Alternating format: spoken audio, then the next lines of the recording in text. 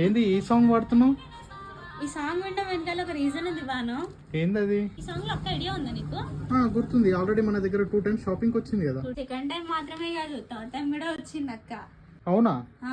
మన కస్టమర్స్ కి నిజంగా అంటే అక్క వచ్చింది అంటే వాళ్ళు ఎలా ట్రస్ట్ చేస్తారు చెప్పు. సరే అక్క సైడ్ చూపించి బాను.